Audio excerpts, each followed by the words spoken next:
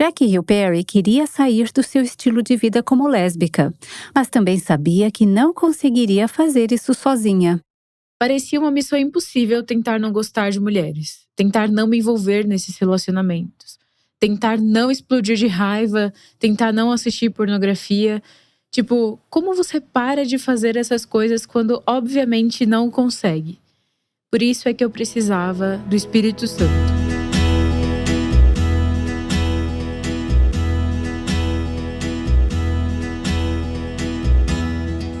Este é o Aviva Nossos Corações, com Nancy DeMoss Wolgemuth, autora de Mentiras em que as Mulheres Acreditam, na voz de Renata Santos. Se você tem crianças pequenas em casa, esteja ciente de que os episódios dessa semana não são gráficos, mas incluem discussões sobre alguns temas adultos e que também fala sobre a graça redentora do nosso Salvador. Porém, talvez você prefira não ouvir esse programa na presença de seus filhos pequenos. Aqui está a Nancy. Nossa convidada de hoje é uma mulher a quem eu queria que o nosso público conhecesse há muito tempo. E estou muito grata, Jackie Hill Perry, por você estar aqui no estúdio conosco hoje. Finalmente! Estamos falando sobre isso há, talvez um ano ou mais. Sim. Muito obrigada por estar no Aviva Nossos Corações hoje. Obrigada, Nancy. Jackie Hill Perry. Quando eu te conheci pela primeira vez, você era Jackie Hill. Sim. Seu sobrenome agora inclui Perry. Vamos conversar um pouco sobre a sua jornada. Jackie é poetisa, palestrante e artista. Você pode encontrá-la no Twitter, @JackieHillPerry, e também no Instagram. Jackie, eu sigo apenas 32 pessoas no Twitter. E você é uma delas, porque eu amo seu coração. Amo o que você diz. Amei assistir a sua jornada ao longo de vários anos. Acho que uma das primeiras vezes que comecei a me identificar com você foi por sua franqueza e honestidade. Honestamente, eu não entendo muito o movimento hip hop, esse gênero. E na época, eu nem sabia o que era sua poesia falada. Agora eu amo. Mas eu comecei a ouvir falar sobre essa mulher que estava noiva desse rapaz, ou eles estavam namorando e depois ficaram noivos. Vocês estavam documentando isso em vídeo e postando. Me lembro de ter sido tão tocada pela sua franqueza, sua honestidade, pelo que Deus estava fazendo em você e em seu noivo, Preston.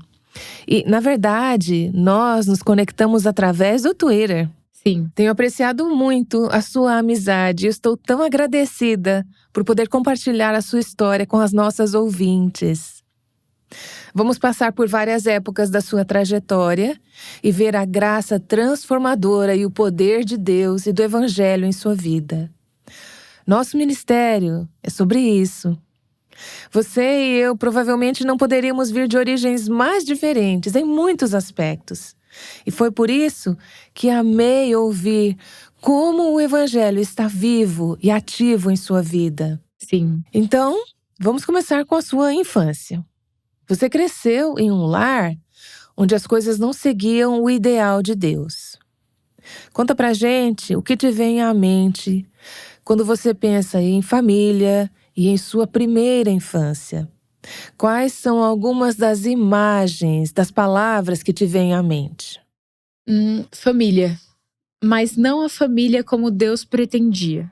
Acho que crescer e ser criada por uma mãe solteira, só com a minha mãe por perto e tendo um pai super inconsistente, que entrava e saía da minha vida, tipo, ele estava presente por um ano, era consistente, então desaparecia por um ano ou 2, depois sumia novamente por 3. Mas ver a minha mãe sendo provedora, minha protetora, meu tudo, me fez pensar que as mulheres eram autossuficientes. Eu coloquei todos os homens na mesma categoria, baseada em como meu pai me tratava. Que todos os homens não eram dignos de confiança, inconsistentes e eram pessoas que usavam mulheres quando as queriam e quando precisavam delas. Apenas querendo seus corpos, ou conforto, ou qualquer coisa que elas pudessem oferecer.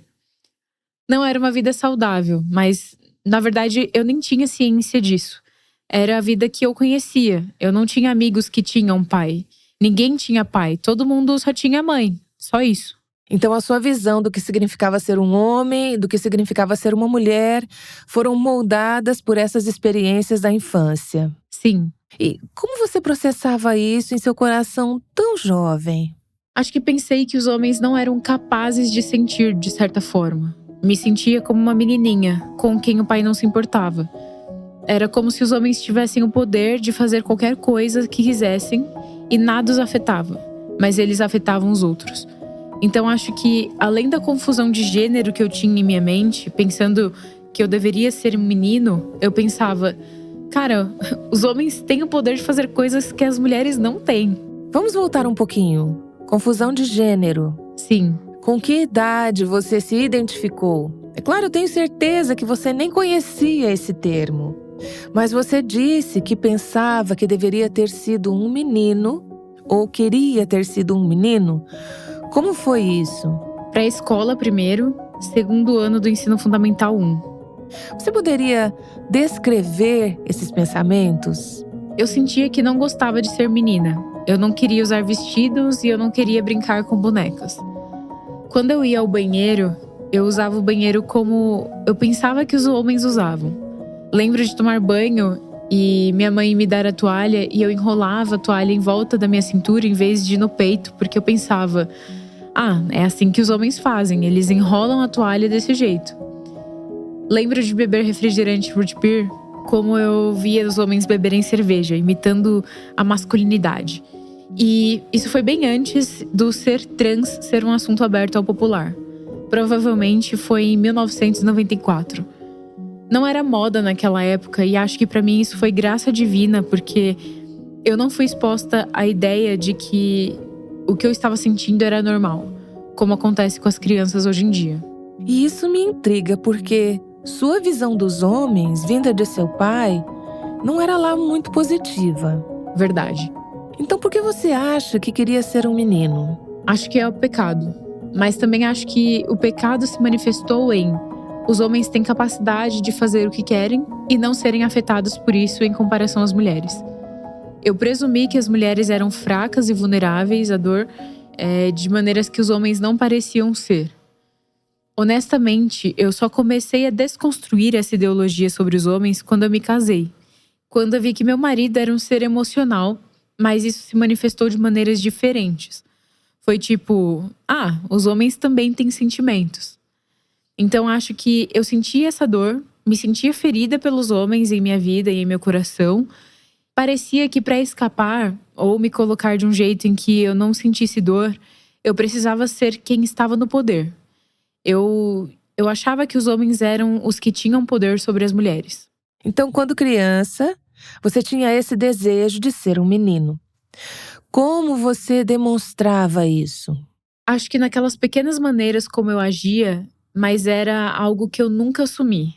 Eu nunca contei a ninguém. Acho que nunca falei disso abertamente para as pessoas até a minha conversão. Não se manifestou de forma predominante até eu começar a viver o estilo de vida lésbico. Comecei a me vestir como um menino, agir como um menino, usar roupas íntimas de menino e imitar os modos dos meninos. Eu pensava, basicamente, que estava sendo eu mesma. Mas ao mesmo tempo, acho que a minha consciência ainda sentia tipo, isso não é você. Acho que você não sabe quem você é. Porque na verdade, nem eu sabia quem eu era. Eu não acho que naquela época eu estava de bem com aquilo que Deus criou para eu ser.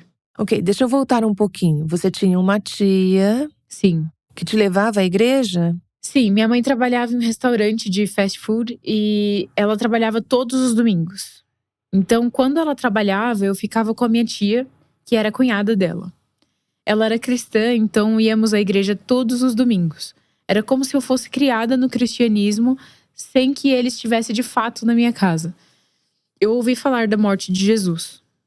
Lembro-me das imagens de Jesus e das pequenas ovelhas e seu cajado.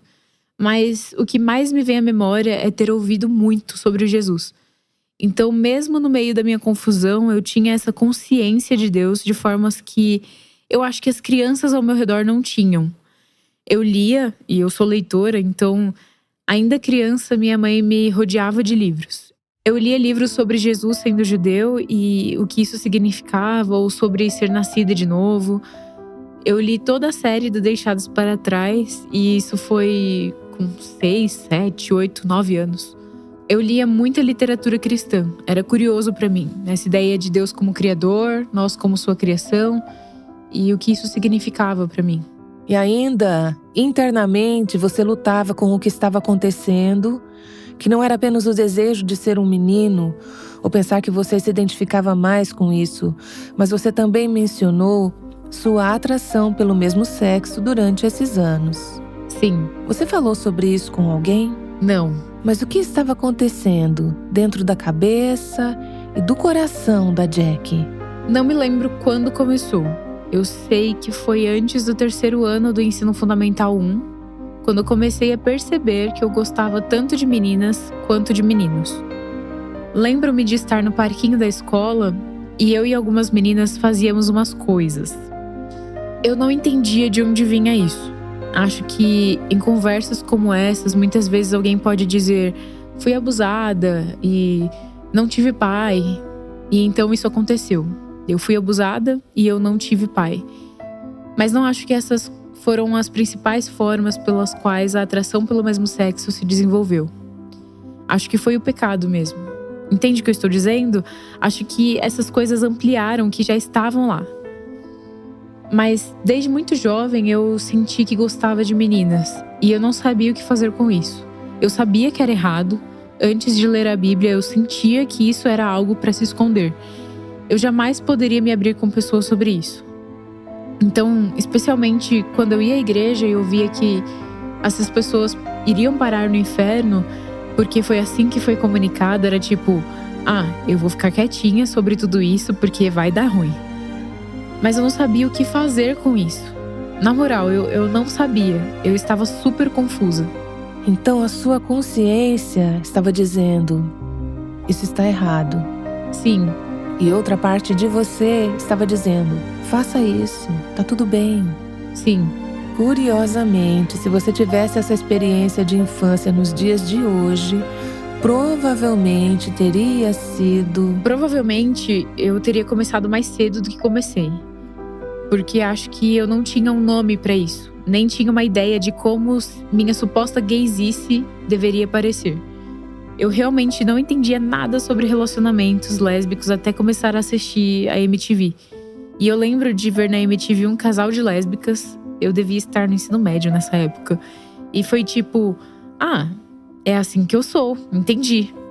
Foi como se a mídia ajudasse a moldar uma parte de mim que nem eu bem entendia, nem conhecia. E isso provavelmente está acontecendo muito hoje em dia. Com certeza. Você não precisa apenas da MTV. Não.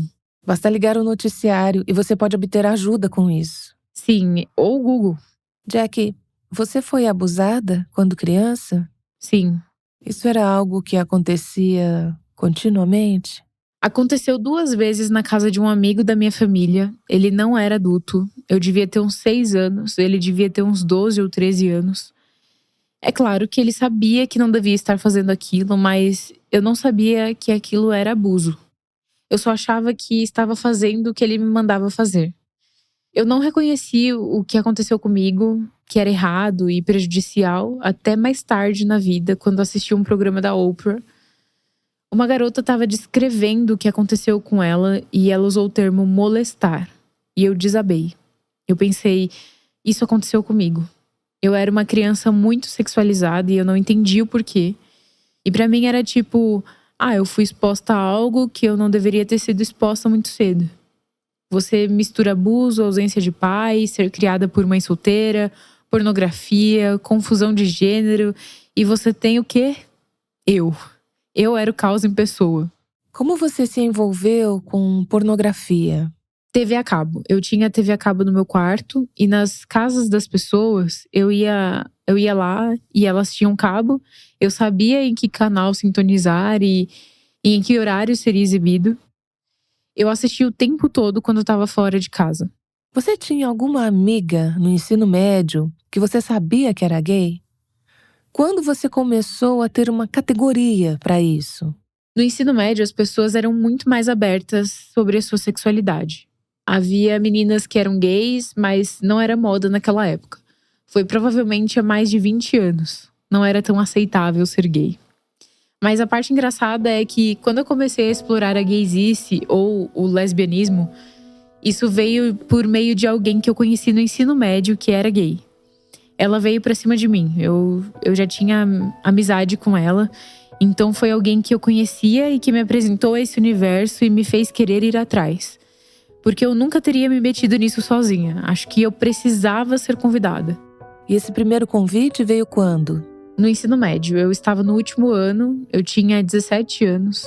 Ela veio até mim e disse: Jack, quando você vai ser minha namorada? Eu fiquei tipo, credo, isso é gay. Porque eu tinha que agir como se não gostasse. Quando ela disse isso, eu agi como se não fosse assim que eu me sentia, que não era uma coisa que eu queria fazer. Mas quando eu cheguei em casa, eu sentei no meu quarto e pensei sobre aquilo por um bom tempo. E eu pensava, eu vou seguir esse caminho? Eu vou fazer isso? Essa é a única chance. É melhor, pelo menos, eu tentar. Foi como se eu estivesse pensando nisso nos últimos 17 anos da minha vida e como isso era algo que eu queria fazer. Então, por que não? Eu resolvi, sim, vamos ver no que dá. E o que aconteceu? Eu mandei uma mensagem pra ela no Orkut, porque o Orkut estava na moda na época. Então engatamos um relacionamento e foi interessante, porque quando nos beijamos pela primeira vez, não pareceu estranho. Não pareceu que eu estava fazendo algo estranho. Parecia tipo, eu deveria ter feito isso há muito tempo. Ela me disse, Jack, você sempre foi gay. Pelo jeito que eu agia, era como se, então… Pra mim, acho que essa experiência solidificou o que eu pensava sobre a minha identidade, que é… eu sou uma pessoa gay. Eu sei que para algumas de nossas ouvintes isso é… forte. Talvez seja um pouco fora da zona de conforto para algumas. Sim. Acho que muitas de nossas ouvintes provavelmente nunca tiveram uma conversa franca, cara a cara como esta. E pode parecer estranho ou desconfortável. Mas acho que é realmente importante que comecemos a ouvir e entender o que está acontecendo nos corações das pessoas. Porque acontece em todas as famílias, em todas as igrejas. Talvez não em todas, mas é muito mais comum do que se pensa. Em vez de ter medo de falar sobre isso ou dizer, não vamos falar sobre isso… Obviamente, ouvintes que têm crianças pequenas, há um momento e lugar apropriados para serem expostos a esse tipo de história. Sim. Esse é um assunto tão fora do meu próprio contexto, mas acho extremamente útil falar sobre isso. Não para, de forma alguma, dramatizar ou glamorizar o pecado. É para entender como o inimigo trabalha e que tipo de mentiras as pessoas acreditam que podem acabar as levando por um caminho que não é o melhor de Deus para elas, que é o inimigo indo atrás delas. Então, você teve a sua primeira experiência de como é essa vida lésbica e estava se sentindo bem. Estava se sentindo normal. Quais foram os próximos passos depois disso? Nós ficamos juntas por alguns dias. Eu disse pra mim mesma, ok, acho que eu vou tentar voltar pros caras, porque eu sei que Deus não gosta de gays. Deixa eu tentar ser heterossexual. Então, tentei ter um relacionamento com esse cara, e quando nos beijamos, foi nojento pra mim. Era alguém que eu já tinha beijado antes, mas foi tipo, eu acho que sou gay porque eu não gosto disso, eu não gosto dele, não gosto da masculinidade dele, não gosto da virilidade dele. Então eu busquei outro relacionamento com outra mulher e a partir daí então, eu entrei no relacionamento de quase 2 anos com essa outra mulher. E tudo isso era segredo. Ninguém sabia, exceto uma pessoa na época. Minha mãe não sabia, minha família não sabia, meus amigos não sabiam, porque não era aceitável. Não queria passar vergonha. No meu relacionamento com essa moça, foi quando eu me transformei em dominante. Existem definições e papéis diferentes, em certo sentido, para dominante na comunidade gay negra e na comunidade gay branca. Então, na comunidade negra, dominante é uma mulher que se veste como homem, meio que desempenha um papel de homem, e em comunidades brancas, isso pode ser chamado também de butch. Quando eu comecei a me vestir assim, foi interessante porque comecei a chamar a atenção das mulheres de maneiras que eu nunca havia chamado nos homens. Foi como se as mulheres gostassem de mim e me quisessem. Então foi tipo, caramba, eu nunca me senti tão afirmada, nunca me senti desejada assim pelos homens. Então as roupas, embora fossem confortáveis, também eram um meio de eu sentir amor. Ou era isso que eu pensava. Eu mergulhei de cabeça nesse mundo e passei a ser assim, mas também isso me expôs muito mais rápido, porque o fato é que você se parece com o que você sente. Então teve alguém em sua vida que dissesse: o que está acontecendo aqui? Minha mãe. Quer saber como ela descobriu? Acho que foi coisa de Deus.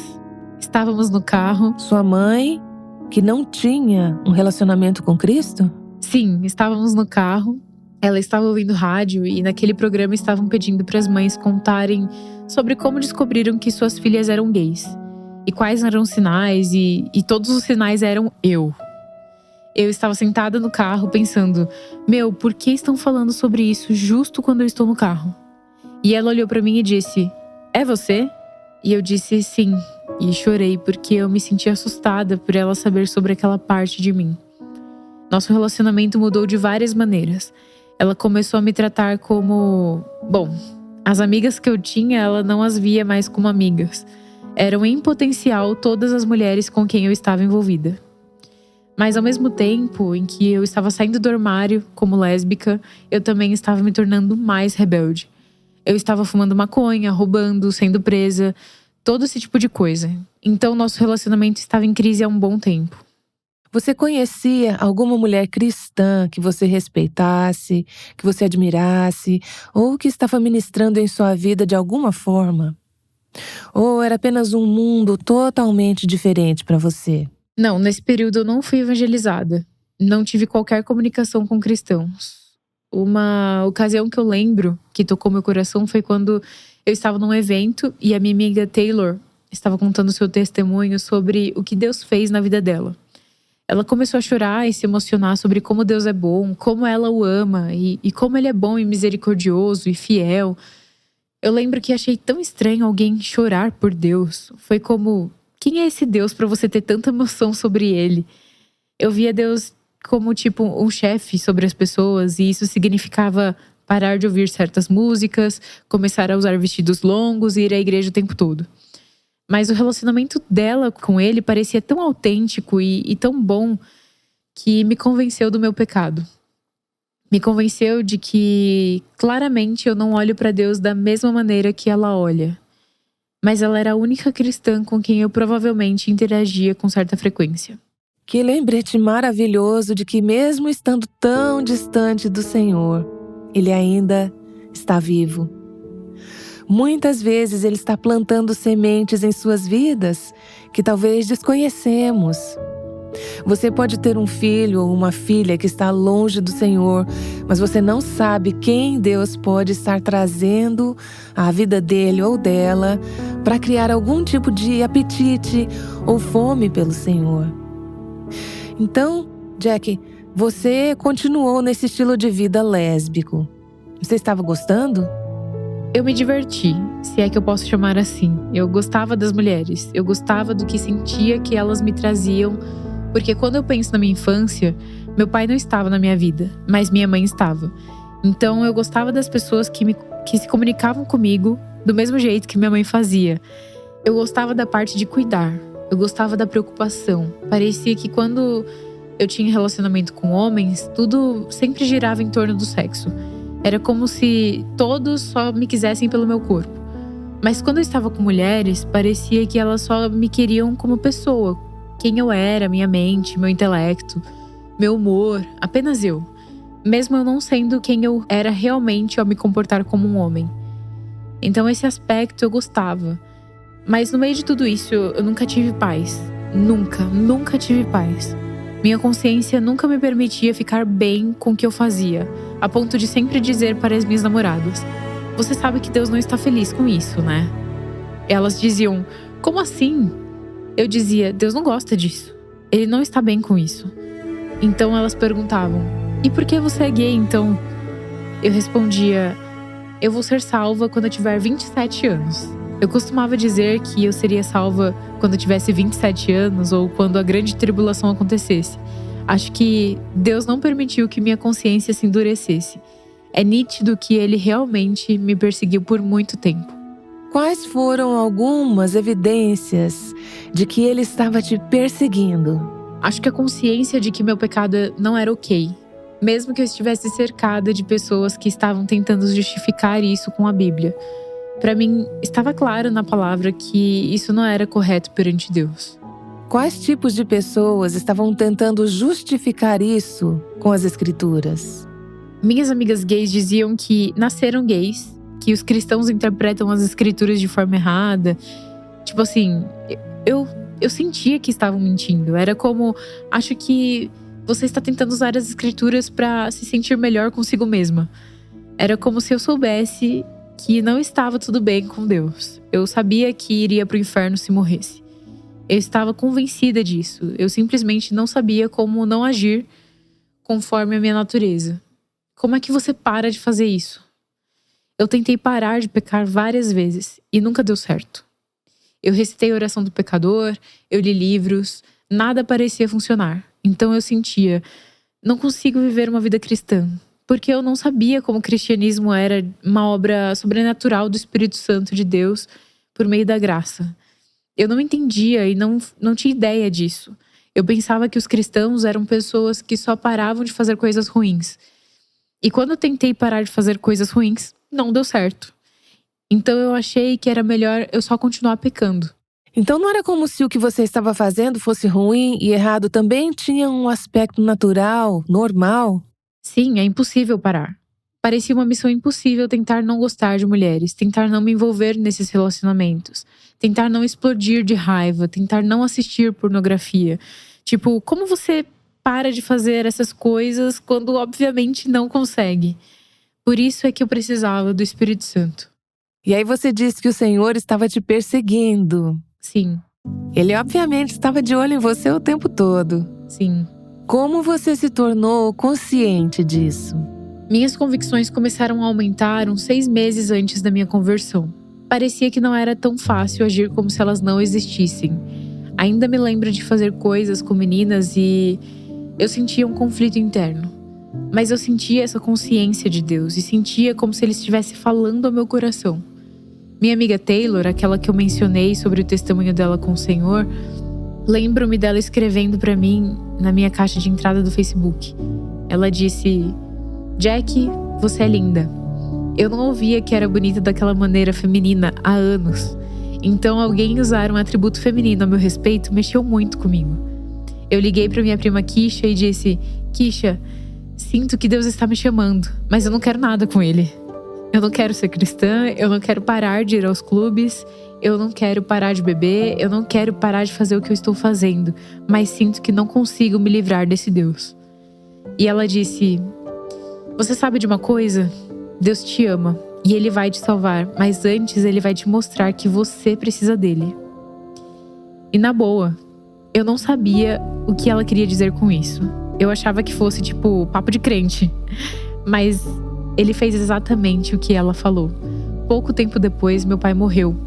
E quando ele morreu, isso não me fez querer buscar Deus nem mais nem menos. Mas meio que matou aquela ideia no meu coração de que nós um dia teríamos algum tipo de relacionamento.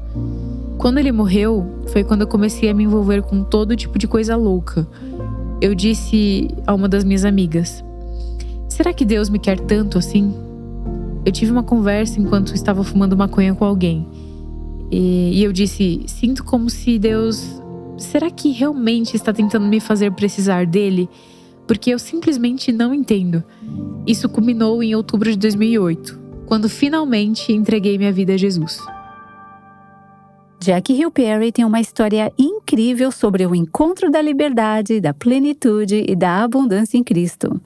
Ela estará compartilhando sua jornada ao longo dessa semana aqui no Aviva Nossos Corações.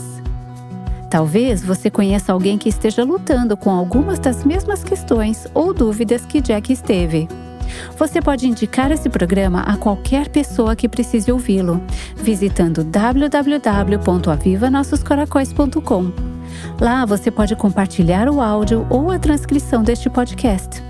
Você pode também receber esses podcasts diariamente pelo WhatsApp, o que é ainda mais fácil de compartilhar. Para se unir a um grupo de WhatsApp e receber os podcasts diariamente, clique no link aqui na transcrição ou no nosso site. Após se converter a Cristo e deixar o estilo de vida gay, Jackie Hill Perry conheceu uma mulher que começou a discipulá-la na verdade do Evangelho. Ela me disse: Jack, a homossexualidade não é o seu único problema. O orgulho é um problema. O medo é um problema. A cobiça é um problema. O zelo é um problema. Você precisa aprender a deixar Deus ser o Senhor em tudo, não apenas na sua sexualidade. Ouça sobre esse relacionamento de mentoria amanhã no Aviva Nossos Corações. Continuamos com o desafio de 30 dias de oração pelos filhos pródigos que começamos semana passada. Não deixe de participar deste desafio.